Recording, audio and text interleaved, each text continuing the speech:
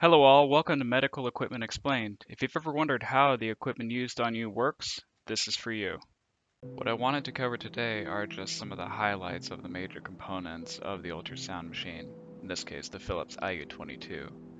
First, we have the ports where the probes connect.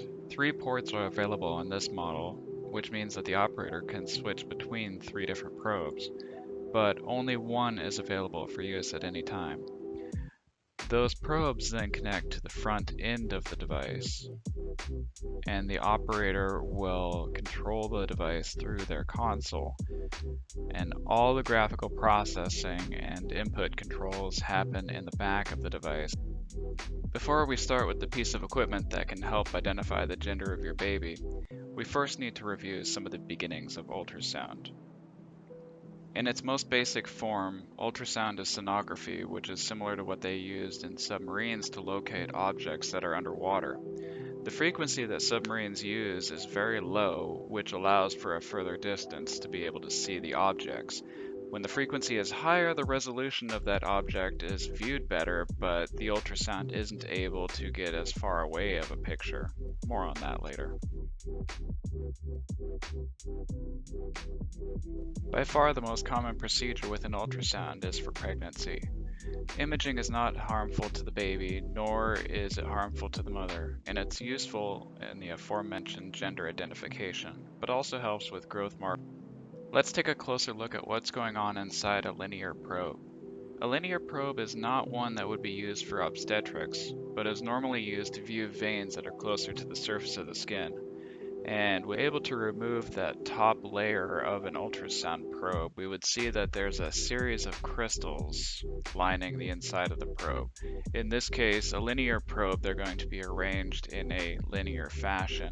There's usually roughly 50 to 60 ultrasound crystals that are grown at very specific frequencies in order to operate these ultrasound devices at the frequency that's required.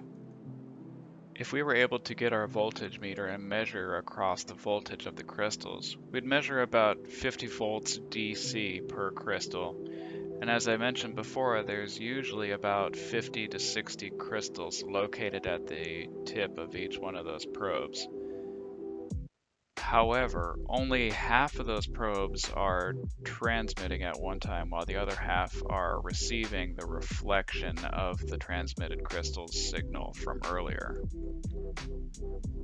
So at any one time, there could be 3,000 volts applied to all the crystals collectively. However, only half of the crystals are transmitting and the other half are receiving, so there's about 1,500 volts there for all the crystals that are transmitting and receiving at one time. When the operator of the ultrasound selects the probe that's going to be best utilized for the current study, the probe is then connected to the probe selection port located on the front of the device. Let's look at some other options for probes and some of their uses. First, let's take a look at the phased array probe. It's similar to the linear probe, except that the crystals are stacked in rows or arrays, and they are slightly out of phase of one another. The primary reason for this is that it can look at the heart by kind of looking around the ribs that are in the way. The information gathered from the probe is processed through boards in the front of the ultrasound device. It is then passed through an intermediary board and finally onto the computer in the back of the device, where it takes that ultrasound probe information and turns it into a picture we can all see.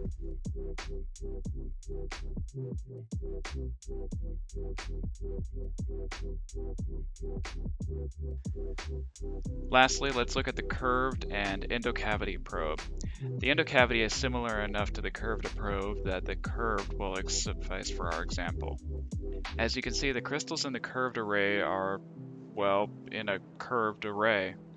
Same as the other probes, some of the crystals are talking while others are listening to the reflection of what the previous crystal's sounds were. The curved array probes usually are at a lower frequency, roughly 3 to 8 megahertz, which means they're able to penetrate the body more to view pregnancies or have non-invasive views of organs. And for reference, a curved probe that's used for obstetrics operates usually between 3 and 8 megahertz, depending on how physically deep the study needs to go into the human body. With all that being said, the ultrasound is an incredible device that is instrumental in non-invasive diagnostics.